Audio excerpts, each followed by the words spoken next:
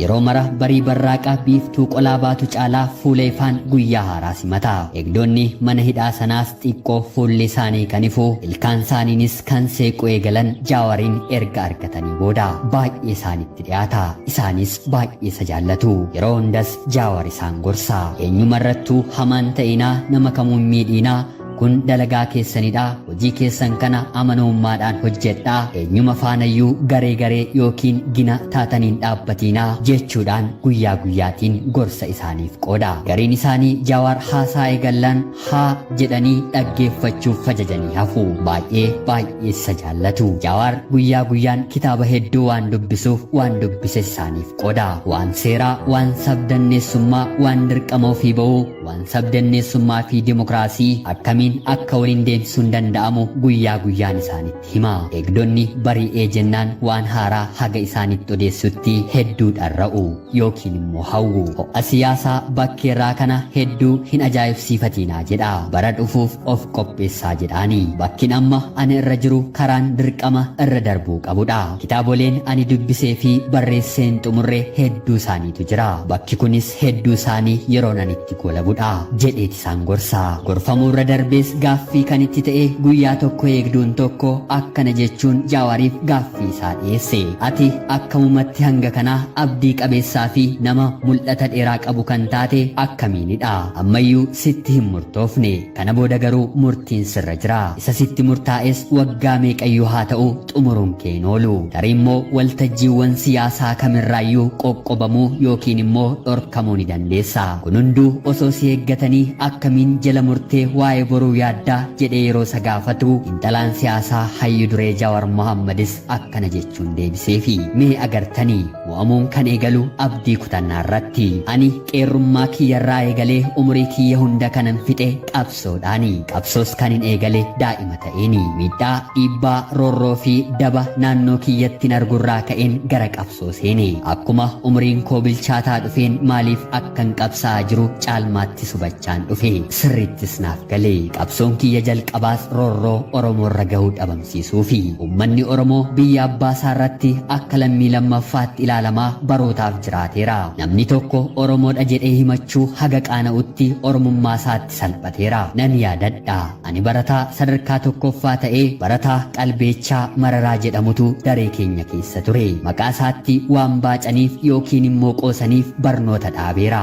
Gara biraas siifan dabala. Barattuun Ayyaantuu Guutaas kan jedhamtu turte. Maqaa ishee qofa waamuun qaanessaa salphisaanii turanii. Dabaa fi roorroowwan hin dabarse tokko lama jedheen kaaseen haasa'uudhaaf yeroon iyyuu nan gahu. Sababiinsaa amma kan nu fayyadu miti. Kan duuba keenyaa dagannee kan fuuldura keenyaa kaasuudha. Gadoo qabachuu fi gumaa baafachuu bu'aasaa argineerra. Eessaan iyyuu nun gahu. Gara haasaa kiyyattis yeroon deebi'u kana argaa fi dhagahan guddadhe. Yeroo sanaa kaaseetu qabsoon keessa kootti biqilee kan guddate. Haa ta'uutii garuu yeroo sana akkamitti akkan qabsaa'u hin beekun ture. Gara biyya alaa ergan bahee boodas osoon qabsaa'uu barachaatiin ture. Guyyaa tokkollee abdii kutadheen hin beeku. Guyyaan kun akka dhufus sirriitti hin beeka ture. Qabsoon kiyya inni guddaan qabsoon Mallas Zeenaawwiitti qabsaa'ee fi adda waa'ee injifadhee qabsoo dhuunfaa kiyyaa ture. Kanneen biroo kitaabaan fuulduratti barreessuu irrattan seenessa. Ammaaf waan qabsoo qeerroo sitti haa himu. Qabsoon qeerroo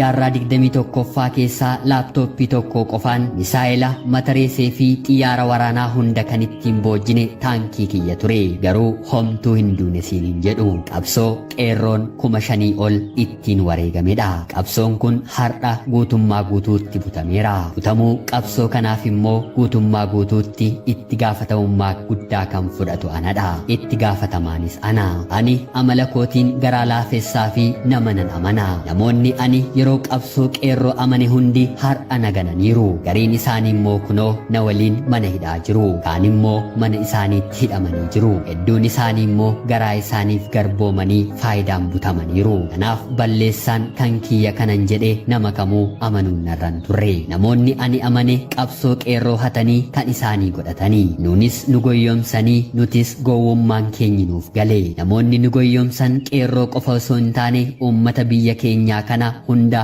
akka goyyomsannaaf gale. Achirraas kaasees aktiivistiirraa gara siyaasaa kanaan seene. Gara siyaasaas yeroon seenu guutummaa guutuutti uummata Oromoo qofaaf osoo hin taane saboota cunqurfaman hundaafi kan gowwoomfameef kan waliin dhahameef kan hatameef Itoophiyaa hundaaf akkan dhaabbadhe hubadhe. Yeroo kanas fudhataman argadhe.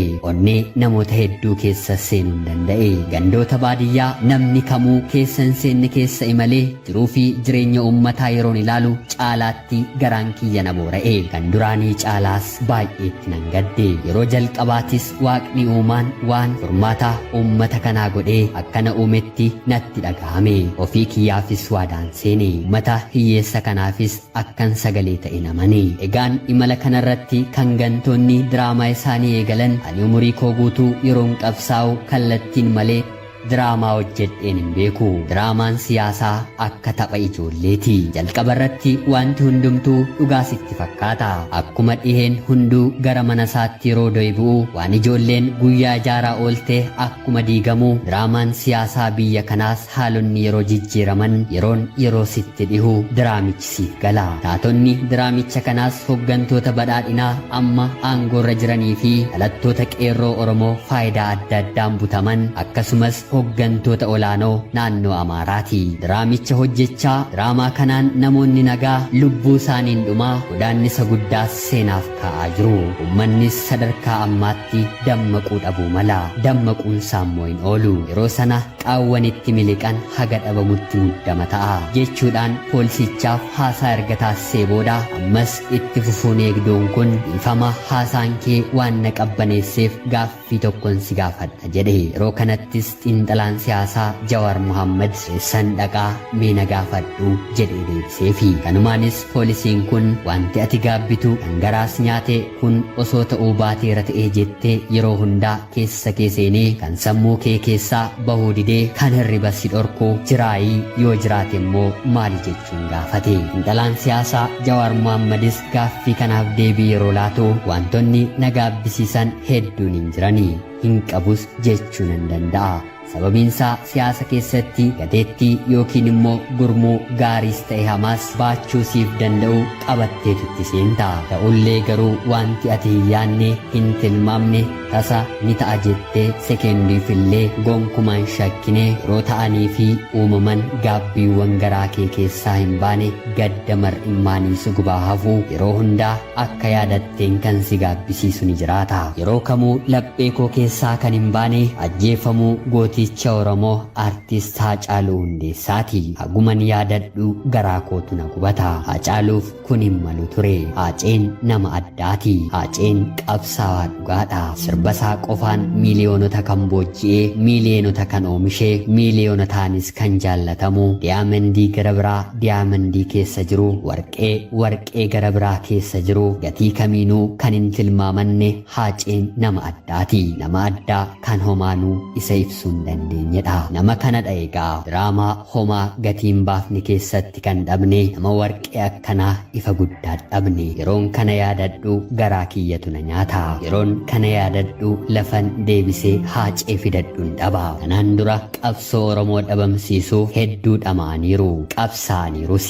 Ammas eegaan ture. Garuu kanaa caaluu tasa ni ta'a jedheen guyyaa tokkoyyuu shakkeen beeku. Akkanumaan garuu sodaan qaban ture. Akkuman sitti mes waan baay'ee amma sitti mun barbaadu. Kitaabicha irratti waan baay'ee waan hin katabuuf yeroo sana dubbistoonni kanaa ol hubachuu waan danda'aniif ammaaf asuma irratti nu ga'a jedhee dhalaan siyaasaa Jawaar Mohaammed deebii deebiseefi. Kanaan booddees eegduun mana hidhaa yookiin poolisii sun gaaffiidhuma dabalee gaafateeni. Yaa Jawaar Mohaammed mana hidhaa kana keessa teessee wanta yaadda ni qabdaa jechuun yeroo gaafatu xiinxalaan siyaasaa Jawaar Mohaammadis kan dura ol jedhee miira guutuu fi onnataan dubbachaa ture miira yaaddoon guutameen eeyyeen wanta baay'ee yaade qaba. Maalirraa siif eegalu garuu waan hundumaarraa mucaa kiyya baay'ee yaade. Umurii isaa baay'ee mi'aawaa ta'ettan daa'ima koorraan adda bahe. Umurii inni giinga'aa natti haasa'u sanaan yeroon yaadadhu keessi koo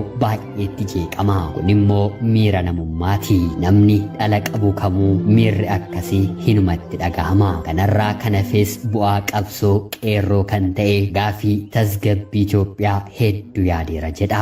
Carraa argatee gaafataan otuu Jawaar Mohaammed gaafatee waan Jawaar Mohaammed akkana jedhu natti fakkaata. Xumureera. Kan barreesse Tasfis yookiin TST app yeroo ta'u gara afaan Oromootti kan hiike immoo barsiisaa Biraanuu Dirribaa kaadhimamaa PhD Yuunivarsiitii Wallaggaati. Hanga yoonaatti dubbisuunis kan isin waliin ture ani Gammachiis Tashoomeedha. Qophii hedduu hordofuu dhaggeeffachuu fi ilaaluu dandeessanii yeroo keessan naaf kennuun na dhaggeeffachaa kan turtan hundumaatiif guddaa galatoomaa jechaa laayikii fi sheer akkanumallee sabskiraayib gochuun deeggarsa keessaniin illee na waliin turaa jechaa qophii addaa gara biraatiin guyyaa gara biraan ga walitti deebinutti bakka jirtan maraan fayyaaf nagaa isiniif hawwaa horaa bulaa. Akkuma namaa konnee keenya mabbadee laata warra beelaas maaf taane meekuma namaa lollee mirga keenyas maaf dhabne nu maal yakkine laata nu maal yakkine laata.